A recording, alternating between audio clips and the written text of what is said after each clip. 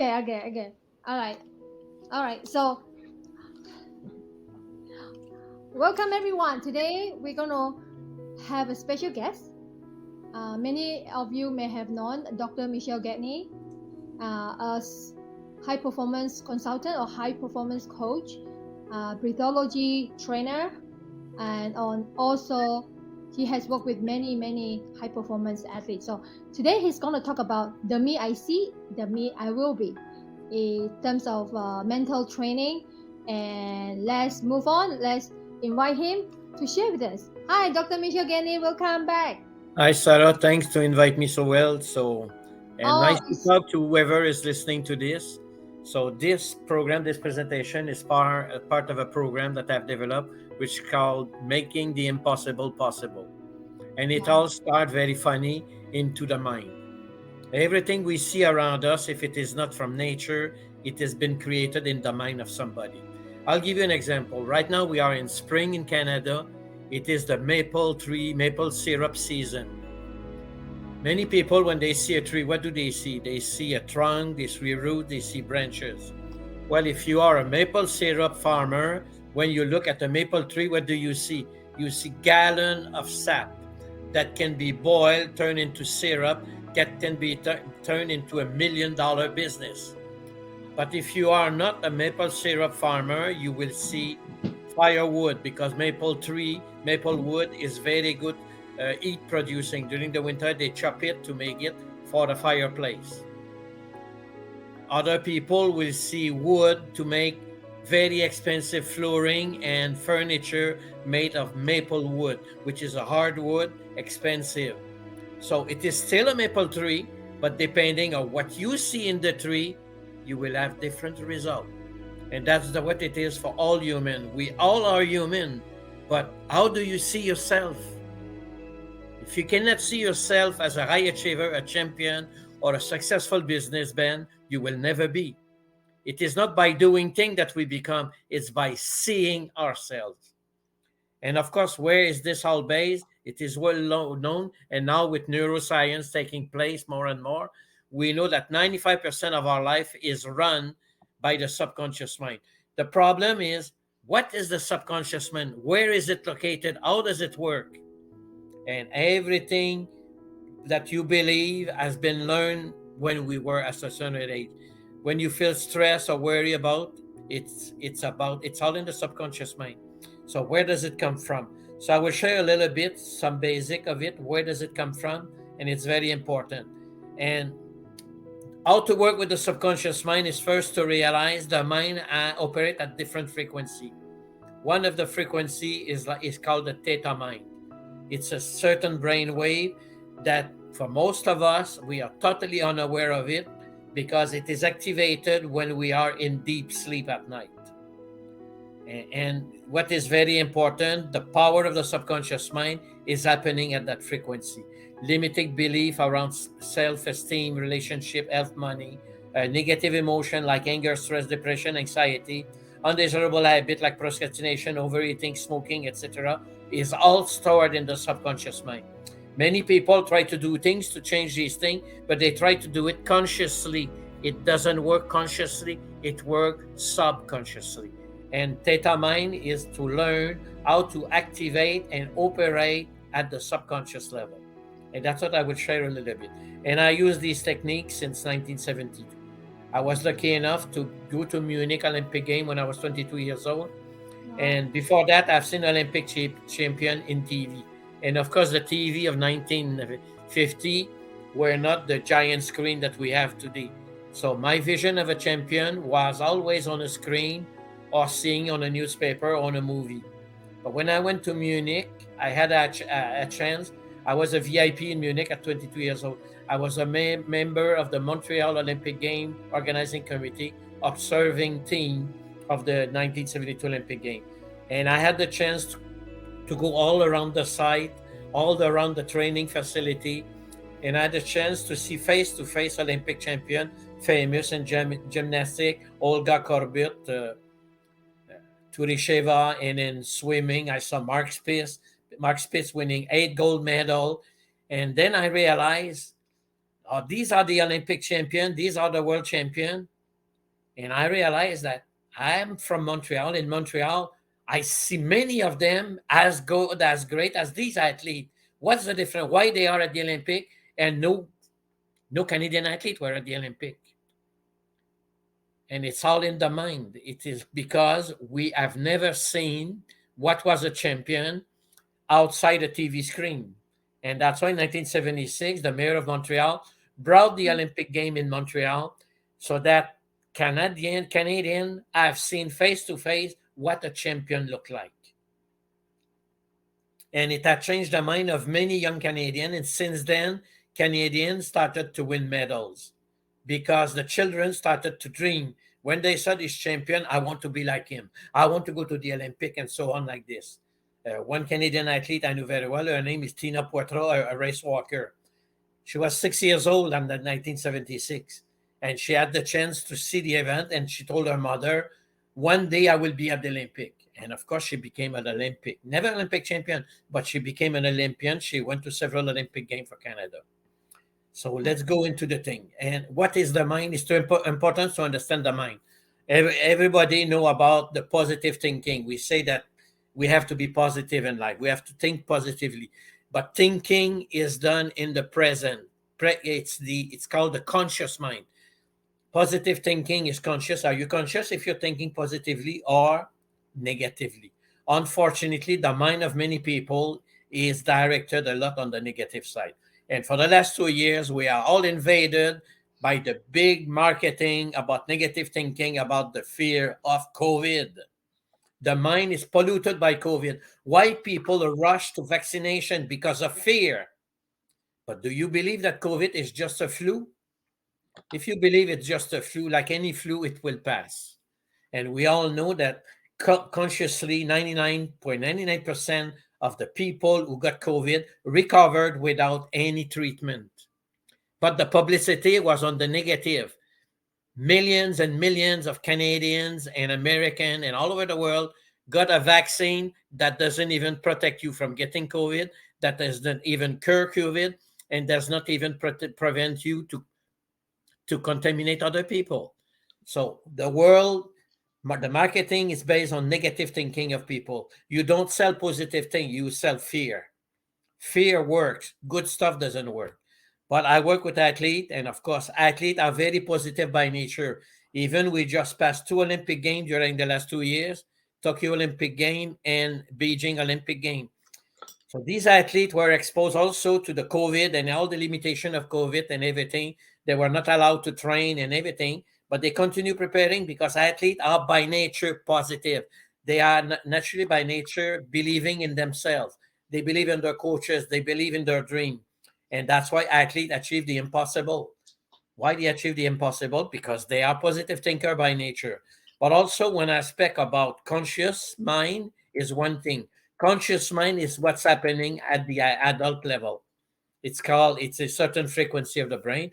And of course, there is the unconscious or the subconscious, which is happening below. So consciousness is something that is a vibration.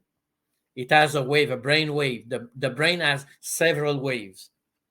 And part of it, naturally, there is subconscious mind. We call it the theta brainwave. Why we call it superconscious? That is even below the subconscious. Because most of the time, we don't remember what's happening in theta. Many athletes who win Olympic medal, you ask them how you did it, they do what? Don't remember. It's totally unconscious, subconscious. And of course, we evolve.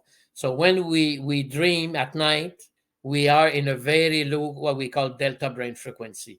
Most people don't remember their dream, but we dream normally 3, 4, 5, 6, 7 times a night. We normally remember only part of the last dream, but we dream many times a night. It's a frequency. The brain reaches a certain vibration and frequency. And normally what it is to sleep is to go into a dream state. Many people say, oh, I don't sleep well. It means that their brain never reached a delta frequency. And of course, about that is the theta frequency, which is the brainwave I use in preparing athlete, businessmen, entrepreneur. If you want to achieve the impossible, you have to put inside yourself at at that brain frequency. And this frequency is also the frequency used in hypnosis, the power of hypnosis. Hypnosis is to put people into a theta brain frequency. But now we live in a modern era. There is a lot of recording, repeating the theta brain wave so that we can teach our brain to operate in theta. Above that, there is what we call the alpha frequency, is like daydreaming. All of us have daydreaming. Or it's the frequency of the brain when we wake up in the morning and the only thing we think is to turn around and sleep again. We like when we are in a dream state in the morning, when we wake up, we would prefer to stay in bed. And it's a very good frequency. We feel deeply relaxed. It's a light hypnosis. It is the frequency of meditation, biofeedback, daydreaming, and it is quite interesting state of mind. Many teenagers, this is the brain frequency of teenage time. Many people say teenagers are different. Of course, they operate in alpha frequency. They don't operate like adults. What it is to be an adult is to operate in a conscious mind, which is a frequency above the alpha. That's why many adults cannot understand teenagers. Teenagers operate at a brain frequency that is different. So that's why many adults say teenagers are a nightmare. They're not a nightmare. You have to put yourself at their brain frequency to understand. They don't think the same way. And at whatever the frequency you are, you can have negative thinking or positive thinking. Of course, if you operate at low frequency at a positive thinking mode, it is very strong and powerful in your developing your self-confidence, your self-actualization, giving you the courage and the energy to spend the time, the months, if not the year, to achieve your dream. And of course, above that, but it comes only late in life, you have what we call a superconscious mind. Superconscious mind, it's in gamma frequency, is the superconscious mind of monks who spend years in meditation to master bodily function and so on. So roughly, that's what it's all about. Consciousness or subconsciousness is all about delta moving to gamma. Of course, deeper we are, theta, alpha, and delta, we are more into the subconscious. Beta, which is a conscious mind of the adult, is a conscious mind of what we are conscious. And we say 5% of our life we are conscious about, 95% of our life we are not. Like right now, are you breathing? Are you thinking about breathing? Don't worry, there's a part of your brain that takes care of it. And it's happening in low frequency. Breathing is automatic, it's subconscious. And we breathe about 20 to 30,000 times a day. But we think about 65,000 times a day. We have about 65,000 thoughts per day. And do you think about what you think, or you just think? And most of the thinking we have is influenced by the environment, and the environment is very negative. And now in these 2 years of pandemic, everything that surrounds ourselves is fear, fear, fear. Humans are not afraid of facing each other. Children, teenagers don't even want to remove their mask in school, even if it's allowed, because the fear has been deeply enrooted. When you create fear in people, it becomes permanent. It's not easy to get rid of this. And of course, I will pass quickly. It at different frequency, different things happen. And of course, the best frequency is the frequency that is theta, we call it programming the brain. Theta is the most powerful, but it happened, like I will share, when we are very young. And before I go further in this, I will say peak performance, which is what I spend my time on. Peak performance, there is two big researchers in human development, human management, Maslow and Herzberg, have developed years and years ago. And one of them is Maslow. The high achiever in the world, the successful people, are people who have a high esteem of ourselves and others and self-actualize. They have a dream and they're ready to spend their life for their dream. Average human beings are at the lower needs: belonging and love, safety and security, and basic physiological needs. That's why all the marketing of the vaccination was based on these three needs of human. The focus was about, you're going to get sick, you might have a heart attack, blah, blah, blah, blah, blah, blah. Safety and security, wear the mask, stay away from people. And belonging, because everybody is vaccinated, get vaccinated, be like the other, be part of the crowd. You know, if you don't get vaccinated, you are antisocial. And even in some countries like Canada, there was a big campaign, vaccinated people versus non-vaccinated. And like in Quebec, where I am, 90% of the population, 8 million people, all get vaccinated. And look at the 10% antisocial, individualistic people. You're very selfish. You should get vaccinated to support the others. Join the group, but you don't become a high achiever joining the group. A high achiever is a solo player. Even in a team sport, what it is, 11 player in a football team, how many champion in a football team? Who is the hero? Why not everybody in a football team got the same salary? Because they don't contribute to the performance of the team at the same level. Why some players are paid millions where others are just paid hundreds of thousands? They all play in the same game. They all play with the same ball. They all play the same amount of time on the field. What's the difference? Some people just play to be part of the team, while some people play to be the superstar of the team. And it's not because they are selfish, it's because they know they can make the difference. And they do this to actualize themselves. Maradona was the best example in football during his time in Argentina. And many top players were like that. Pele is still today one of the greatest legends in football from Brazil. But it comes from him. It's not because he was a football player. He was because he was different. He was achieving better. And the motivator naturally is achievement, recognition, work itself, responsibility, advancement. High achievers are very differently motivated than average people. Average people is being with the crowd, company policy administration, being supervised.